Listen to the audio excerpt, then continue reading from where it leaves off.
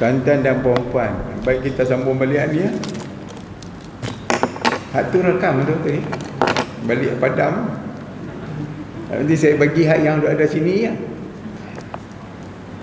Cuma balik-balik rakaman di sini dihentikan sementara. Macam tu lah.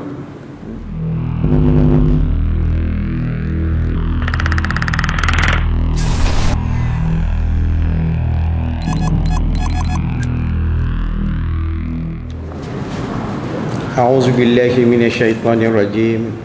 Bismillahirrahmanirrahim. Assalamualaikum warahmatullahi wabarakatuh. Alhamdulillahi rabbil alamin. Wassalatu wassalamu ala asyrafil mursalin wa ala alihi wa sahbihi ajma'in. Rabbana alaika tawakkalna wa ilaika nabna wa ilaikal masir. Rabbi syrah li sadri wa yassir li amri wahlul 'uqdatan min lisani yafqahu qawli. Marilah kita sama-sama memulakan majlis kita dengan membaca Ummul Kitab Al-Fatihah. A'udzu billahi minasyaitonir rajim. Bismillahirrahmanirrahim. Alhamdulillahi rabbil alamin. Ar-Rahmanir Rahim. Maliki yaumiddin. Iyyaka na'budu wa iyyaka nasta'in. Ihdinas siratal mustaqim. Siratal ladzina an'amta 'alaihim ghairil maghdubi 'alaihim waladdallin.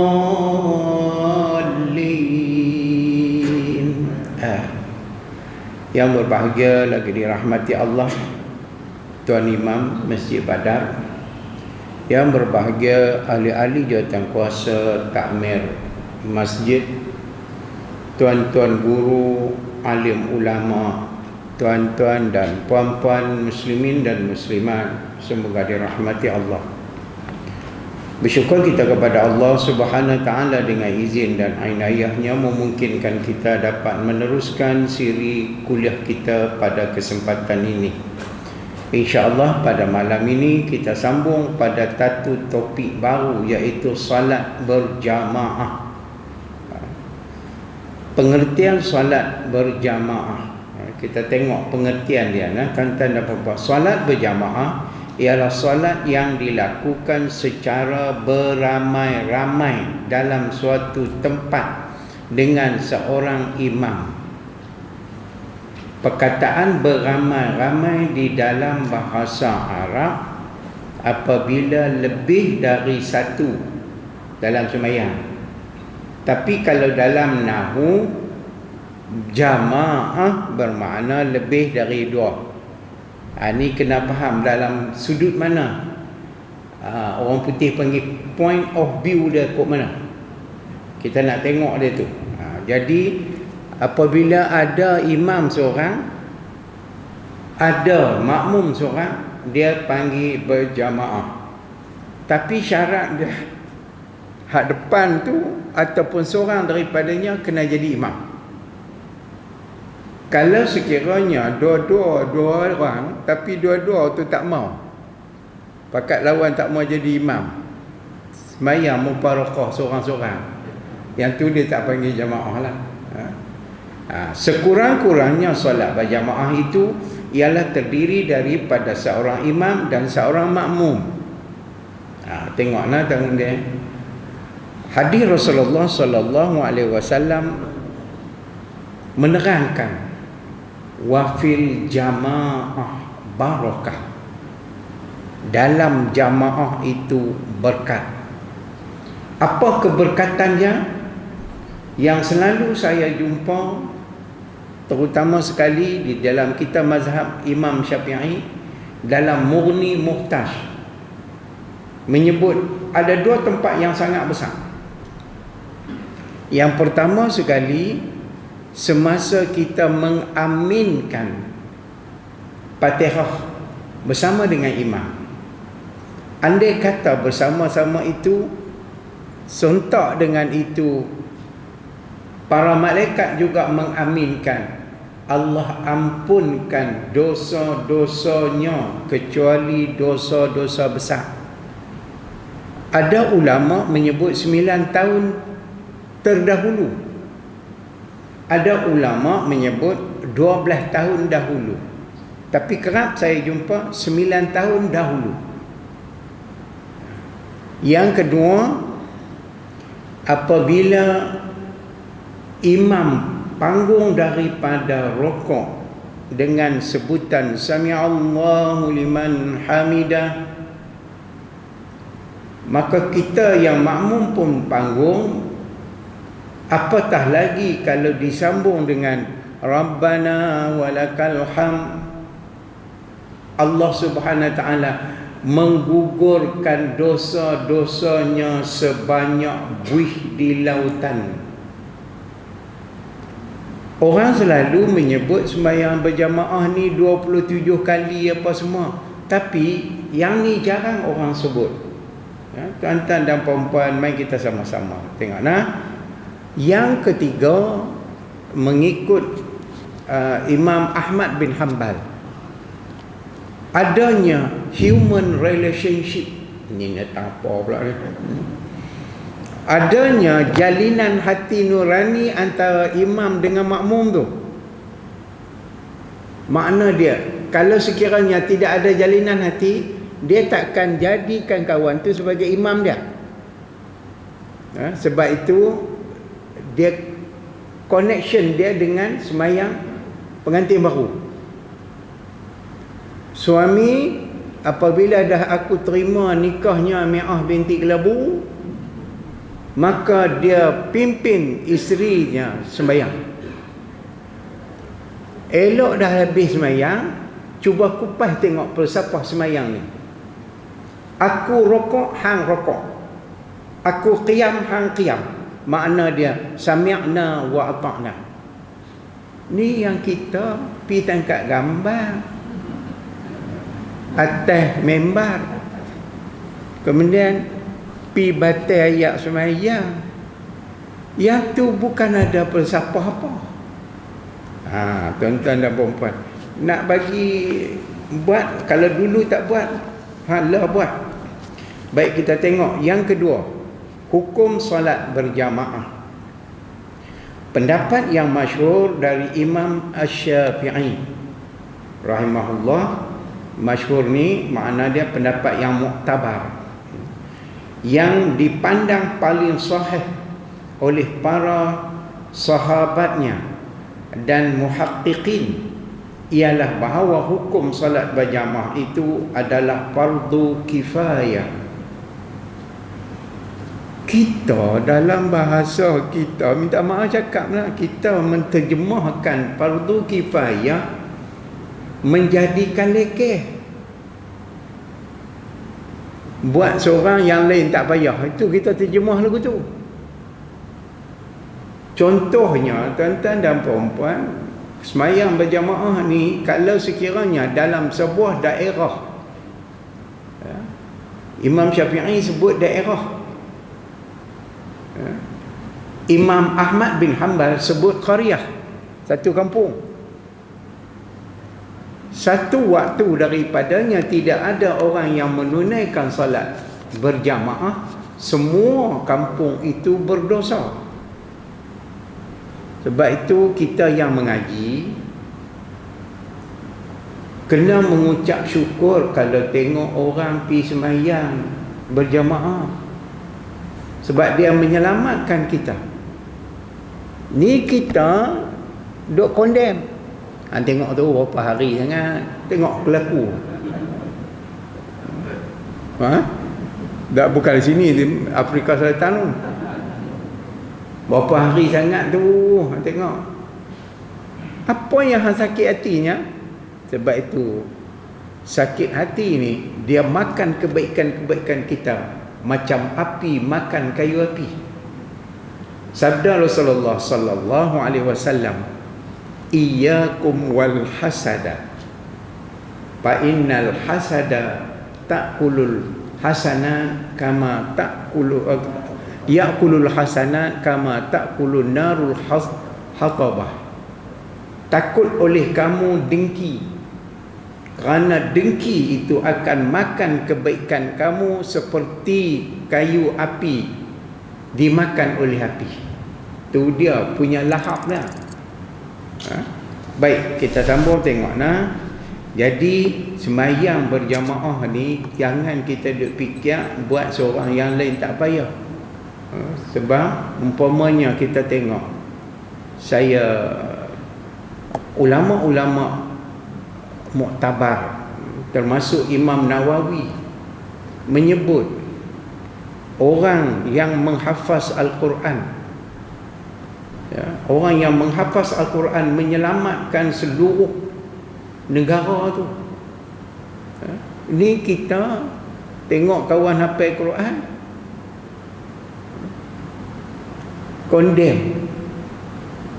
Baiklah hafal kali-kali tengok kelaku, padahal dia menyelamatkan kita, satu negara, tuan-tuan dan puan-puan. Jumpa orang yang baca Quran, yang hafaz Quran, janganlah pula jadi satu orang, satu hamba Allah, apabila tanya dia apa hafal kat Quran, hafal macam mana? Dia kata aku baca sehari-hari, aku baca qul Allah 3 kali, apa lepas tu dia kata lah, dia dalam hadis satu qul Allah menyamai 1/3 Al-Quran. 3 kali habis. Tu layak buruk boleh lah. Sebab tu orang yang macam tu kita kena kata layak buruk, tiang baru, kaki cabuk, hanglah garu. Macam tu lah. Bahan pantun orang Kedah kan. Orang Kedah ni hala ke pantun ni. Oh no, pantun orang Kedah ni. Baik, kita tak usah ambil itulah, kita ambil ni. Para imam mujtahid Hanafi, Maliki, Syafi'i dan Hambali mengatakan sekiranya di dalam kampung atau dalam kelompok masyarakat tidak berdirinya salat berjamaah, maka hendaklah kampung itu diperangi.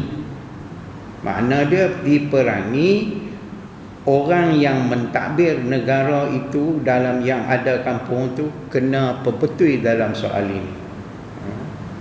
Sebab tu kita tengok tuan-tuan dan puan-puan, macam kita tengok satu peristiwa berlaku kepada Hisham bin Abdul Malik, seorang pemerintah kerajaan Umayyah. Apabila sampai saja ke Madinah,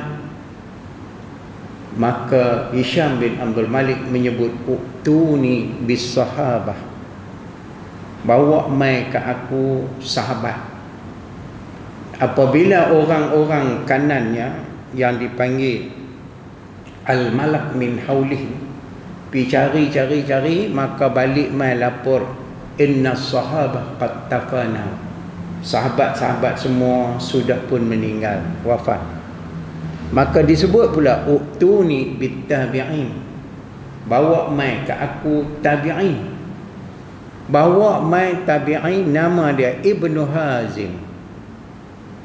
Ibnu Hazim tabi'in ni tuan-tuan dan puan-puan tak pernah hidup dengan Nabi, tapi pernah hidup dengan sahabat-sahabat zaman sahabat. Apabila main saja, dia terus masuk, dia tanggal kasut, dia masuk, dia tanya kaifa anta ya Hisham. Lepas tu dia bagi salam, assalamualaikum ya Hisham, kaifa anta ya Hisham. Dia terus duduk. Apabila terus duduk, Hisham sebagai khalifah pada ketika itu merah padam muka, sebab merupakan budaya duduk depan dia tu, dia tak suruh duduk pun duduk, maka menjadikan satu kemurkaan. Maka apabila dia merah padam muka dia, pedang dia pun duk tok-tek dah, duk kira nak naik pancung ni. Maka apabila ditanya, Hisham bin Abdul Malik sebut, yang aku duduk ni tadi, aku menyelamatkan kamu daripada, aku pernah dengar Sayyidina Ali karamallahu wajhah menyebut, kalau kamu nak tengok ahli neraka, orang lain semua berdiri, dia seorang duduk. Apabila semua orang duduk, dia seorang berdiri. Jadi hang ni aku nak menyelamatkan hang. Hang ahli neraka kah?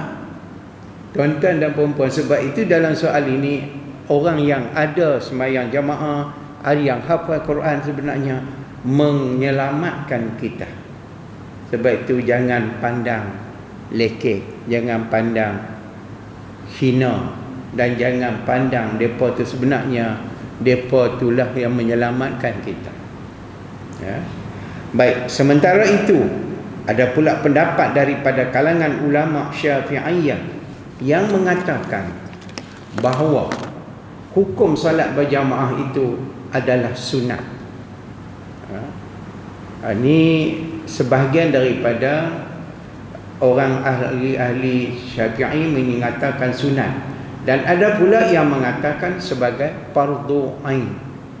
Tetapi saya nak sebut secara ijma' ulama fardu kifayah.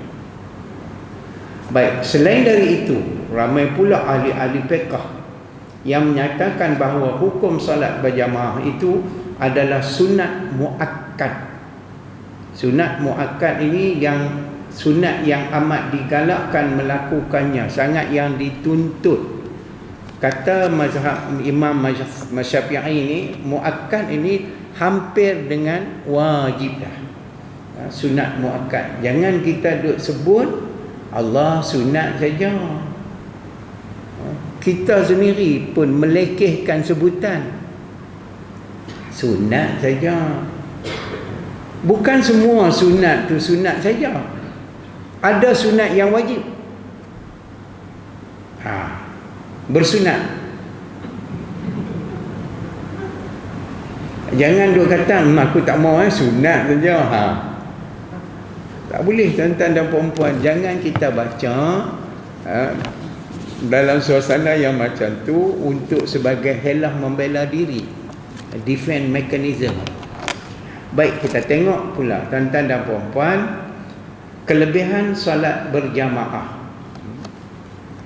Solat berjamaah mempunyai kelebihan 27 kali ganda berbanding dengan solat solat yang dikerjakan seorang diri. Baik, tuan-tuan dan puan-puan, ada pandangan ulama yang saya temui 27 ni bukan bermakna 27 kali, bukan makna 27 kali. Ada ulama yang membahaskan hal ini dalam Mughni Muhtas, menyebut 27 kali, bukan kali. Tapi 27 makna dia 27 kelebihan dia ni, 27 perkara. Macam tu. Bukan kata sembahyang seorang satu, sembahyang jamaah 27 dapat bukan begitu. 27 perkara yang ada kelebihan dia. Ini tuan-tuan dan puan-puan, kelebihan sembahyang berjamaah ni.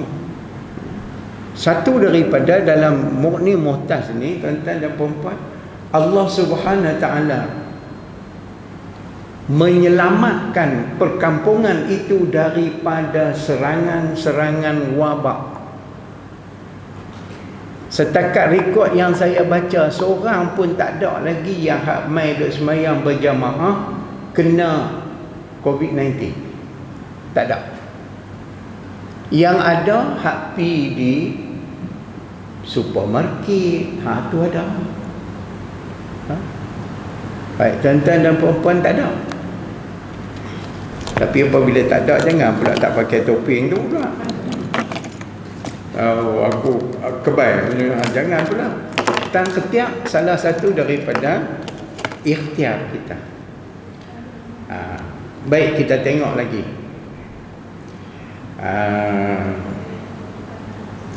27 kali ganda berbanding dengan solat yang dikerjakan seorang diri.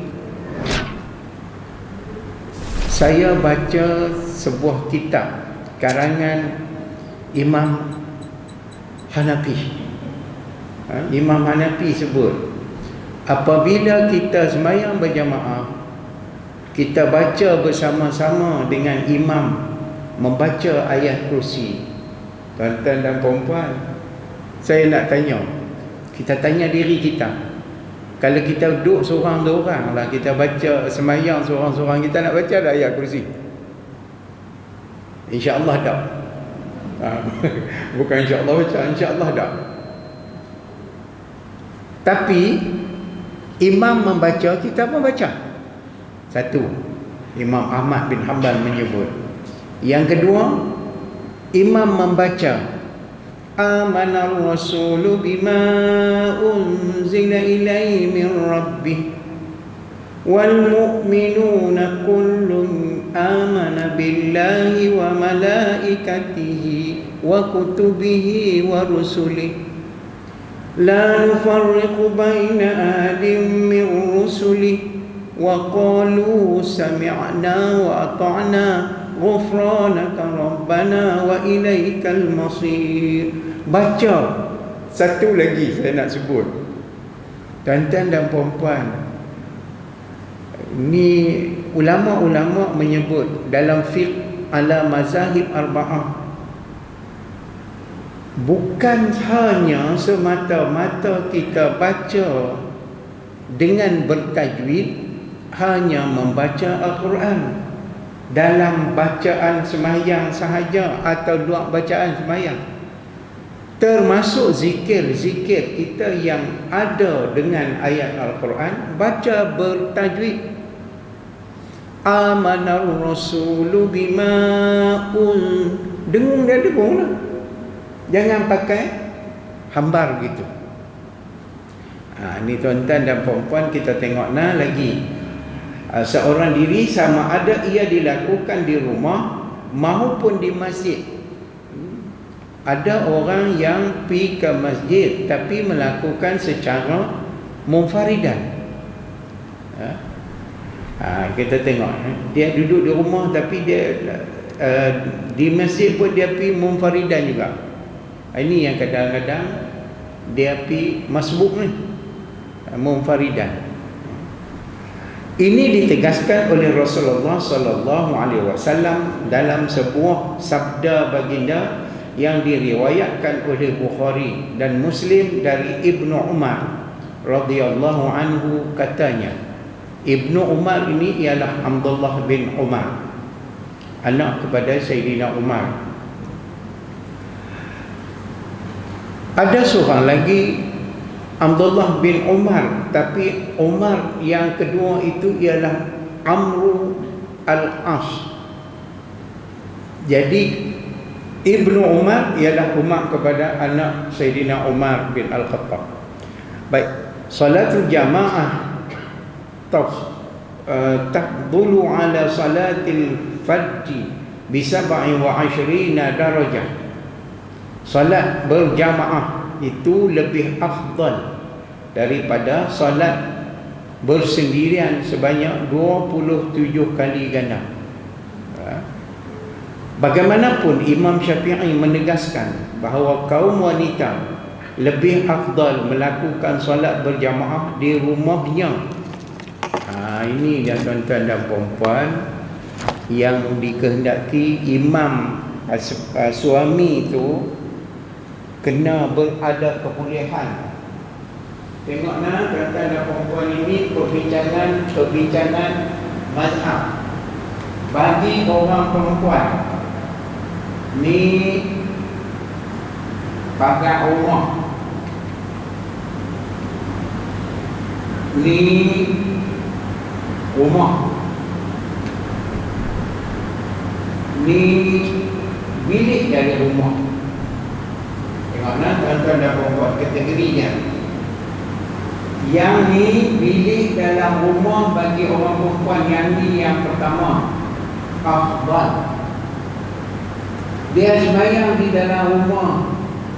Nombor 2 dia afdal. Sembahyang dalam kawasan rumah dia. Yang ni ketiga. Tapi tuan-tuan dan puan-puan, ada tapi dia pula lah. Jangan pula sah-sah kata gitu, mai bulan depan tak ada lah muslimat pakai sembahyang di rumah lah. Ada kelebihan dia, kita mai untuk nak belajar pula, ya. Baik, kita tengok sembahyang berjamaah ni tuan-tuan dan puan-puan.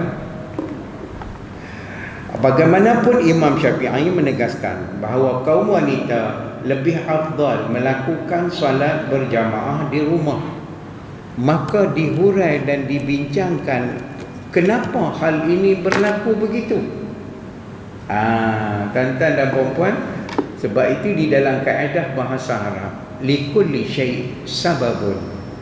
Setiap sesuatu itu mesti ada sebab.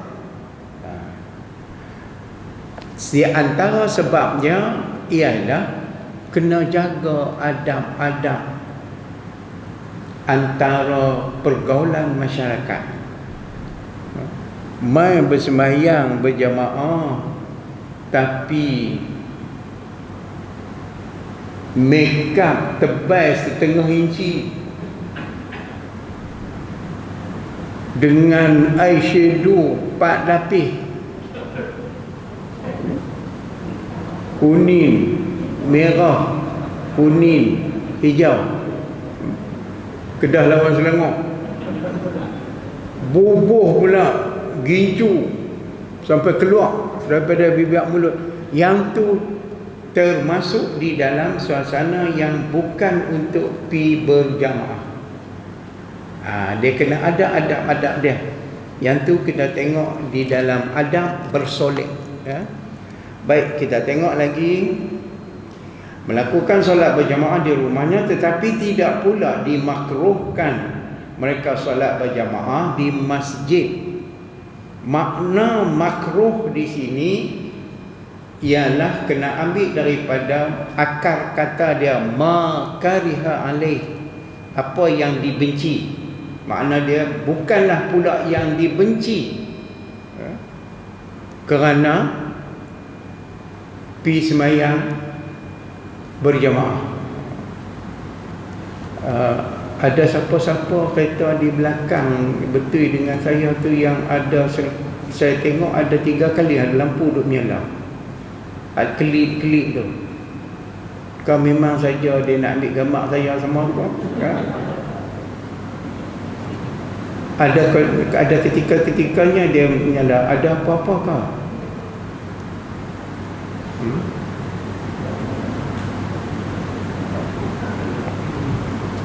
Saya tengok 4 kali dah dia menyala, kelip-kelip.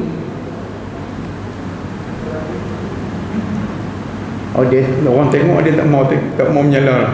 Dia malu. Baik, kita tengok lagi tuan-tuan dan puan-puan, dimakruhnya mereka tidak dimakruhkan.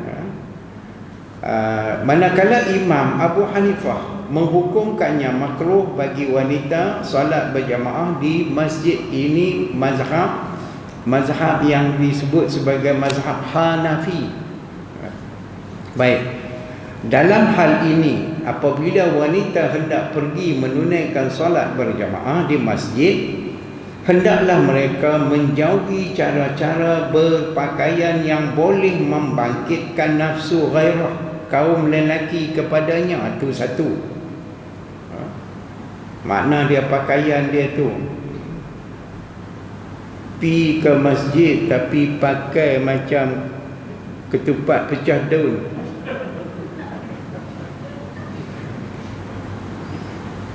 Macam mana jangan tanya saya. Baik, seperti memakai pakaian yang jarang, makna dia transparent, berwangi-wangian, dan membuat gerakan-gerakan yang kurang, yang goyang mahupun lenggang, lenggang-lenggang yang memberangsangkan, yang boleh menimbulkan daya tarikan lelaki terhadap dirinya. Yang ni kena jagalah adab dia.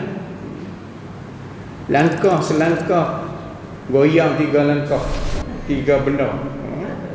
Itu tak boleh. Baik, kita tengoklah tuan-tuan dan puan-puan.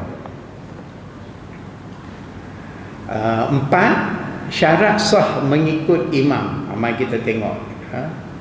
Dalam hal ini kalau ada tambahan-tambahan nanti saya bagi maklumat dia. Makmum hendaklah berdiri di belakang imam dan berniat mengikut imam. Apa makna belakang? Ini ulama-ulama bincang ni tuan-tuan dan puan-puan. Di belakang imam ialah di belakang tumit imam.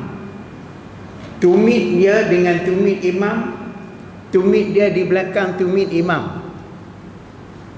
2 mit nak tumit. Orang andainya seseorang itu memiliki tapak kaki dia yang panjang. Ni kita ambil daripada pandangan atas. Ni tapak kaki imam. Makmum ni dia tapak kaki dia panjang. Pergi melenguh depan imam. Walaupun dia melenguh depan daripada imam, tapi dia kira tumit dia di belakang. Itu tumit. Mana ada tumit pula hidup melenguh belakang tak? Allah Subhanahu Wa Taala buat laqad khalaqnal insana fi ahsani taqwim. Kadang-kadang lagu ni imam tengok Allah tapak kaki sampai ni. Hak depan ni tak dia mikir lagi, dia kira di sini. Sebab itu di dalam syariat Islam dia pegang kepada dasar dia, pokok dia. Umpamanya di dalam Murni Muhtas menyebut imam, gerakan-gerakan imam, andainya imam itu orang yang tidak cergas, maka gerakan dia lambat. Sebab itu di dalam hukum bertakbir di dalam sembahyang berjamaah boleh ditakbirkan sehingga 16 harakat. Kena tengok dia punya sudut dia, di mana pembicaraan kita. Imam, ada yang imam cergas. Baik, kita tengoklah tuan-tuan dan puan-puan. Tengok di sini syarat-syarat sah dia tadi. Yang pertama di belakang imam. Imam Syafi'i mengatakan bahawa wajib hukumnya bagi makmum berniat mengikut imam. Tengoklah, wajib. Persoalan yang dihadapi sekarang ni, bagaimana kalau kita sekiranya kita bermusafir, kita nak sembahyang Jumaat dan kita bermusafir, kita nak qasar dengan jamak sekali. Tu ada pembicaraan dia tuan-tuan dan puan-puan. Oleh sebab sembahyang jamak tidak diniatkan pada waktu sembahyang dalam niat Jumaat, maka kita kena niat mana-mana tempat di dalam waktu sembahyang Jumaat itu. Kalau sembahyang Zuhur kita boleh niat dalam masa takbiratul ihram tu. Itu dia ada pengecualian dia tuan-tuan dan puan-puan. Kita tengok yang ni tidak wajib berniat untuk mengikut imam, tetapi imam tidak wajib berniat untuk menjadi imam. Tengoklah, makmum wajib tapi imam tidak wajib. Contohnya ada berlaku masbuk. Ya. Masbuk di dalam masjid. Ni imam di sini, makmum main di sini. Ni jarak dia dalam masjid. Jarak ni masih boleh diniatkan imam, boleh berjamaah. Tapi kalau keluar daripada masjid, umpamanya surau, tak boleh. Sebab tu imam kalau ada di tempat-tempatnya dia bukan masjid, surau, jangan dia duduk autokrasi dia, aku duduk depan ni. Yang hak makmum di belakang tu, hak perempuan, duduklah nu subah tunyuh mana. Lebih daripada 3 hasta, maka tidak dinamakan berjamaah. Sebab itu imam kena tariklah sejadah dia pergi ke dekat dengan makmum perempuan. Bukan makmum perempuan ramai sini semua, mai kawan hak lelaki pula nak pergi duduk tak mana pula dah masbuk dia. Kita tengok yang ni, kita kena tengok dengan detail dari segi hukum-hukum dia. Sebab masalahnya apabila kita buat dekat tak kena, tak apalah juga. Yang jadi masalahnya orang tahu kata kita buat tu tak kena, lagi kudung pula. Contohnya, ni saya selalu tengok dan saya pun kenal. Apabila kita sembahyang di RNR,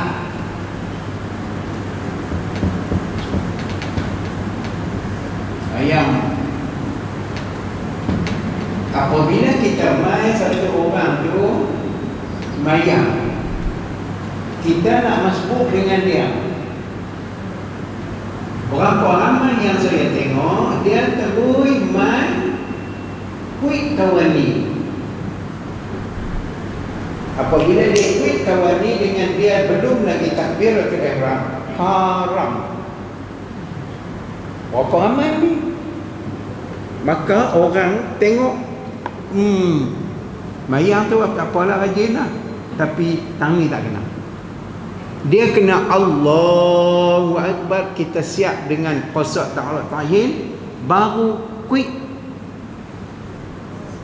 Ataupun kita menderahkan takbir Allahu Akbar, jangan piduk quit dulu. Yang tu dia panggil ganggu sembahyang. Ganggu sembahyang haram.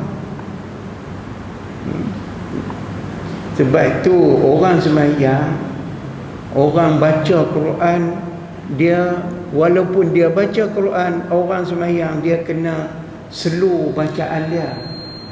Jangan dipiluk hangkat dua-dua belah tangan ganggu kawan tu.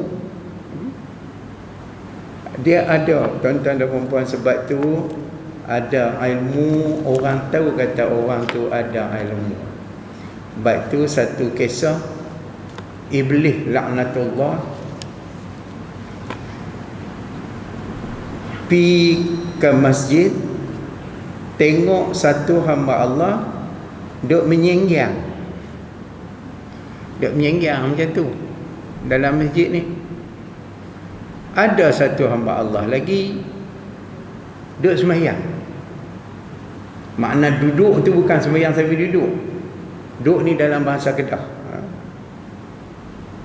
Yang Iblis ni, yang Rasulullah tengok perbuatan dia, dia keluar pi kat kawan yang duk menyenggang ni tadi, dia patah balik.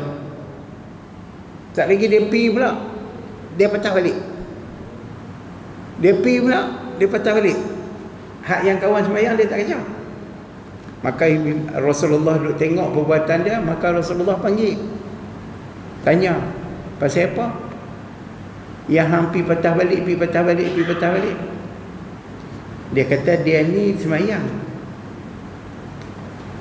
Dia tu ada ilmu, dia duk fikir ilmu tu. Sebab itu aku dengan ilmu aku tak boleh. Sebab itu beza antara iblis dengan manusia di dalam ayat Allah menerangkan.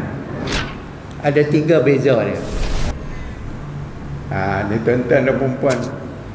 Beza yang pertama, kita ambil beza yang pertama lah. Iblis laknatullah tidak gemar kepada majlis ilmu, tidak gemar kepada mengaji. Tu dia tuan-tuan dan perempuan. Sebab itu saya tak mahu habang lah. Balik-balik timbang tengoklah. Padahal yang tak main mengaji tu bukan alim perang mana juga, kan?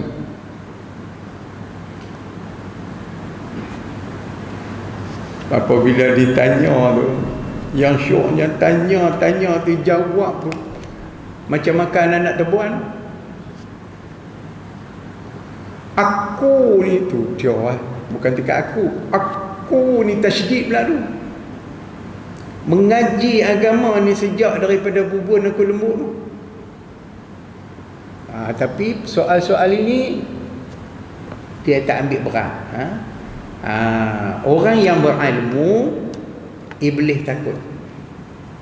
Di antaranya orang yang berilmu ada doa yang hak dia takut.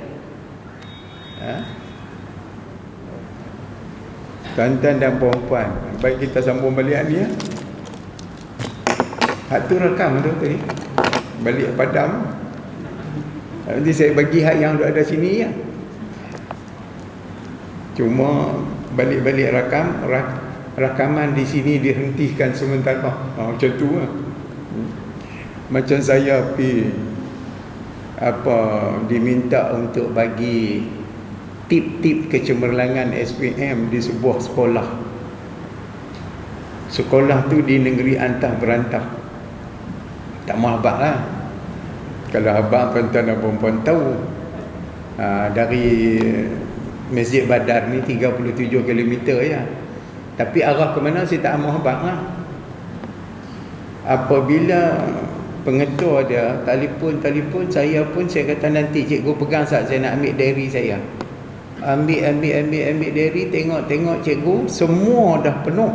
Cuma satu hari saja yang ada kosong lah ni, iaitu hari Jumaat. Hari Jumaat no. Tak apa lah hari Jumaat lah Ustaz. Jadi saya pun hari Jumaat saya pi sembahyang Jumaat di masjid yang dekat di situ. Tuan-tuan dan puan-puan, apabila saya masuk 2.30 nak bercakap, masuk sekolah tu buat persediaan tuan-tuan dan puan-puan, Masya Allah, buka 4 kelas.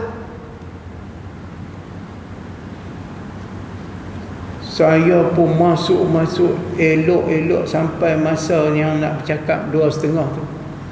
Saya bilang tuan-tuan dan puan-puan, ada 17 orang. Saya pun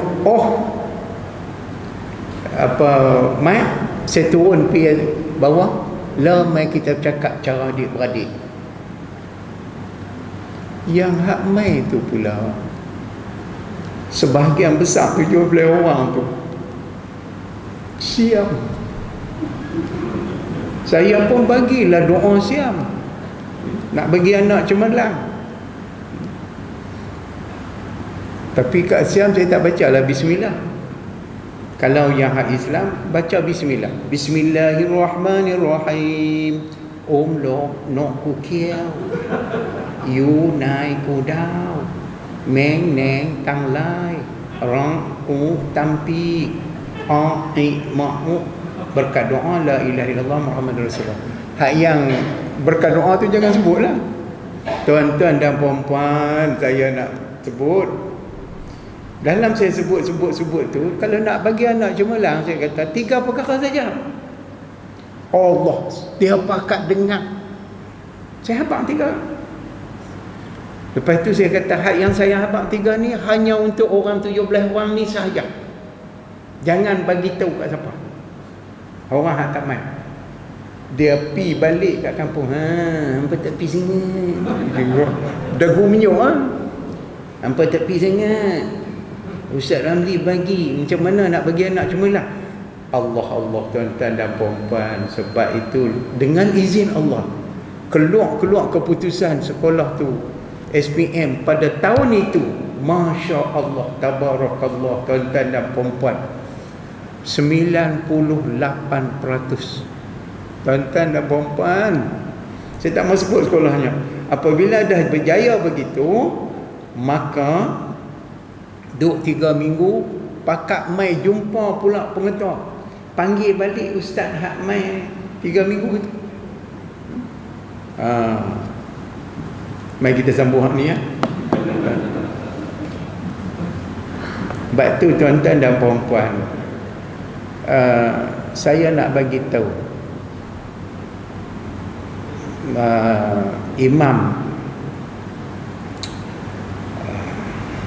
Hasan Basri sebut, ini rahsia dia lah tuan-tuan dan puan-puan. Sebab tu tuan-tuan dan puan-puan, ni hak yang duk rakam, hak ni padam lah. Sebab masa saya jadi pengetua di Al-Masyhur Pulau Pinang, Cina-Cina nak hak ni, saya berada 4 bulan tuan-tuan dan puan-puan. Al-Masyhur lelaki mendaki. Setiap minggu, setiap bulan adanya perhimpunan Al-Masyhur mesti terima hadiah. Cina buka mata. Pertama sekali kata Hasan Basri, nak bagi anak cemerlang. Ada 3 ya, dia kata, tak usah ambil hak orang putih. Ada satu orang putih, nama orang putih tu dia Pavlov. Dia kata ada 13. Tak usah ambil hak 13. Ambil 3 ni. Yang pertama sekali, mak ayah kena meletakkan harapan yang tinggi kepada pihak sekolah tu. Itu yang pertama.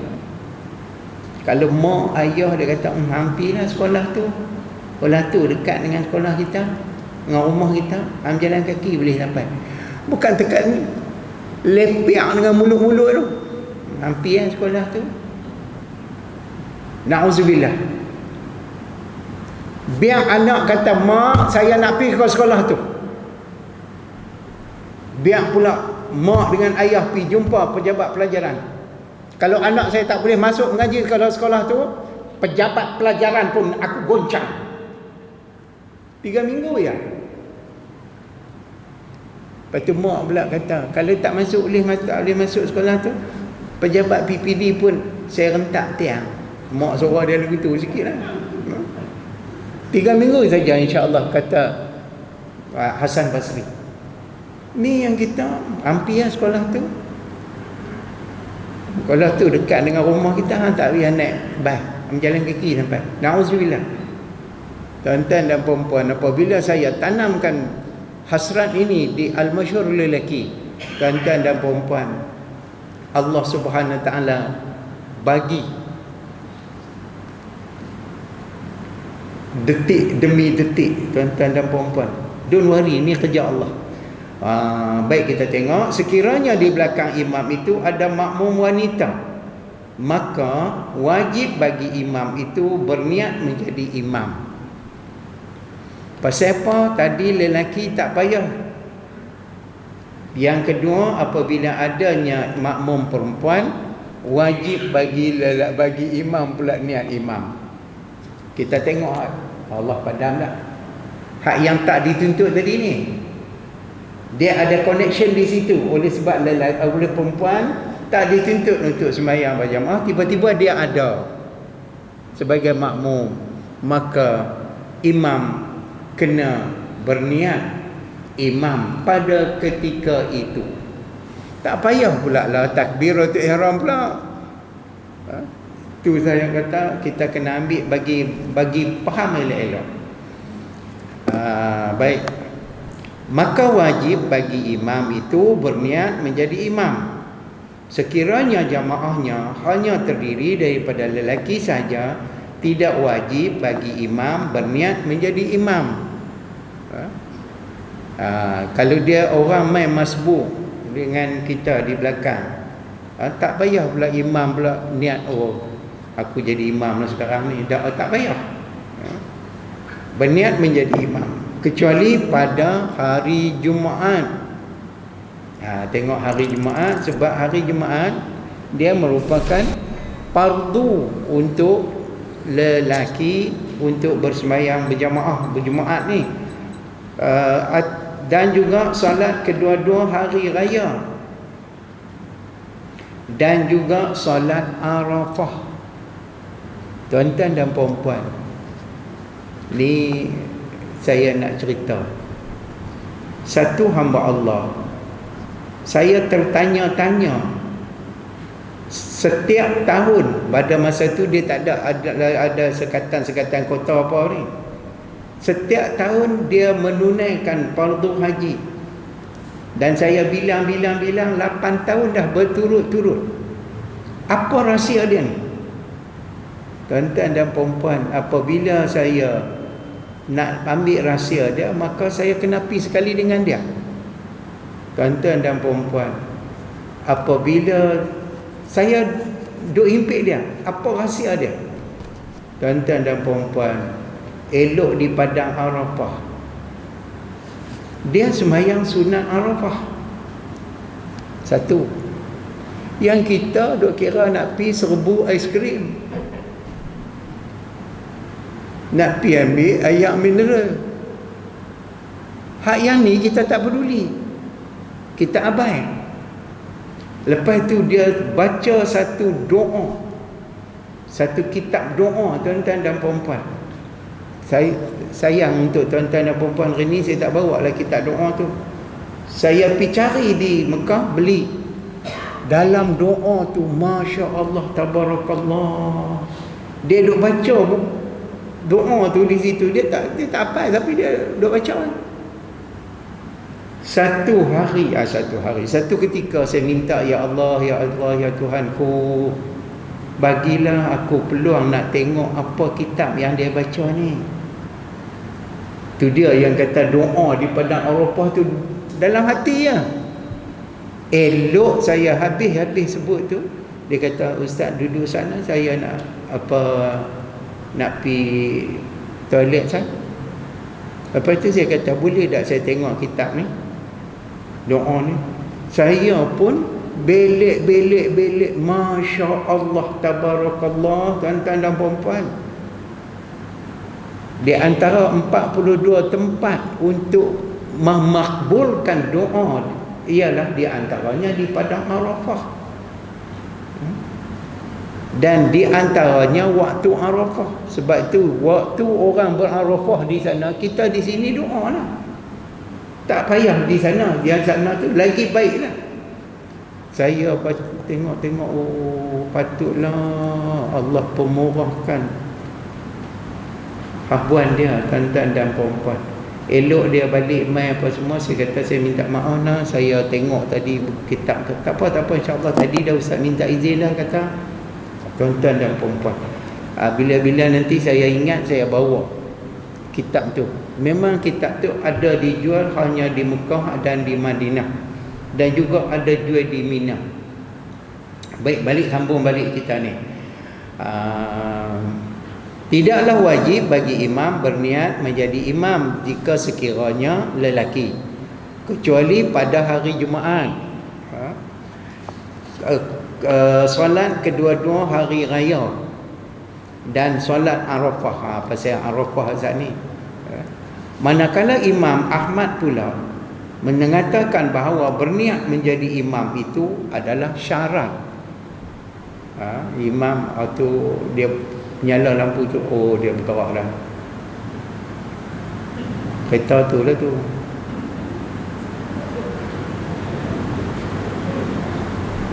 Dia pun dengar pada Arafah, dia pun balik ya. Baik, kita sambung balik.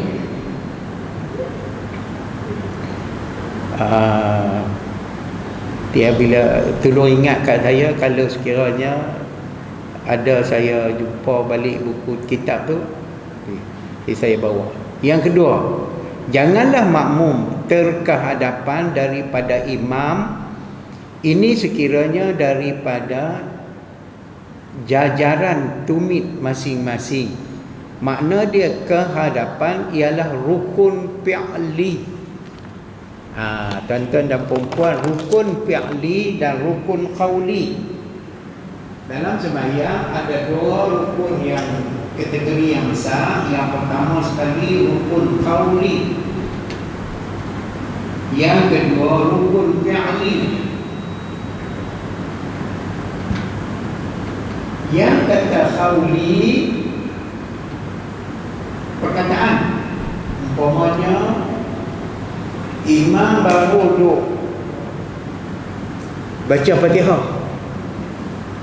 dia pulun pergi peterah, habis dah Fatihah dia, yang tu rukun qauli, tak apa ya? Tapi rukun fi'li dia ada syarat dia. Yang ni tengok di dalam kitab Musalli. Dua rukun fi'li di hadapan. Makna dia kehadapan daripada imam, dua rukun fi'li dalam rukun yang berturut-turut, maka batal jamaahnya. Jangan kita duk kira pedekah saja. Aku cemui aku imam ni pedekah dah ke kira tu. Dia kena tengok hukum dia ni. Aisyah, tuan-tuan dan puan-puan pun tak habaq bagi sini buat itu. InsyaAllah kita akan ambil lagi yang ni, rukun fi'li, rukun qauli ni, tuan-tuan dan puan-puan, hak yang terdahulu dia panggil rukun, hak yang kita nak ambil kira rukun fi'li. Rukun qauli tak apa, dia baca dulu daripada imam, tak apa. Katalah imam duk gugak,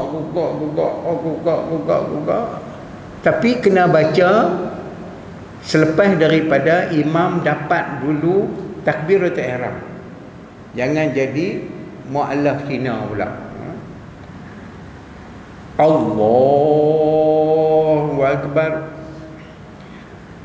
imam ni Astaghfirullahalazim, yang hak makmum pun melorot balik. Allahu Akbar, Astaghfirullahalazim, Astaghfirullahalazim, dua kali dah. Masuk kali yang keempat, makmum di belakang kena kebetulan makmum Cina, mu'allaf Cina, bagi sama saya lah. Dia ni pun pi depan, pi depan, Allahu Akbar, beralih kat untuk imam. Tengok sekali saja sudah dapat, batal juga. Baik, itu insyaAllah tuan-tuan dan puan-puan, kita ada nanti kesempatan kita tengok rukun fi'li dengan qauli. Wallahu a'lam. Al-Fatihah. A'udzu billahi minasyaitonir rajim. Bismillahirrahmanirrahim. Alhamdulillahi rabbil alamin. Ar-Rahmanir Rahim. Maliki yaumiddin. إياك نعبد وإياك نستعين اهدنا الصراط المستقيم صراط الذين أنعمت عليهم غير المغضوب عليهم ولا الضالين.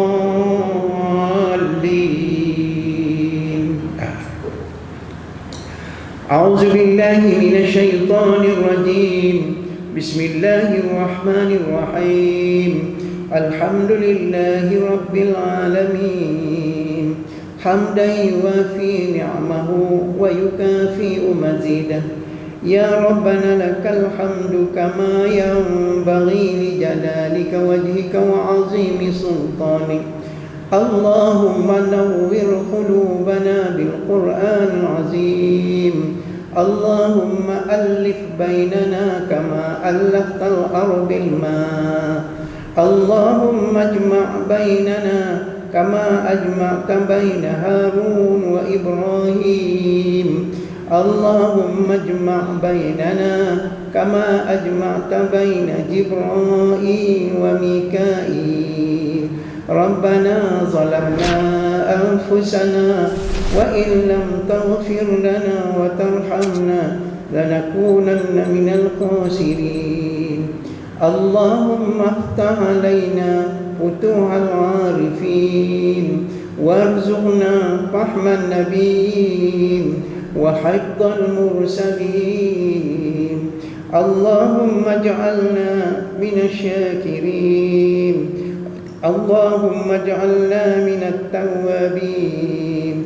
اللهم اجعلنا من المتطهرين اللهم اجعلنا من المصلين اللهم اجعل جمعنا هذا جمعا مرحوما وتفرقنا من بعده تفرقا معصوما ربنا آتنا في الدنيا حسنة وفي الآخرة حسنة وقنا عذاب النار وصلى الله على سيدنا محمد وعلى آله وصحبه وسلم والحمد لله رب العالمين تقبل الله منكم منا ومنكم تقبل يا كريم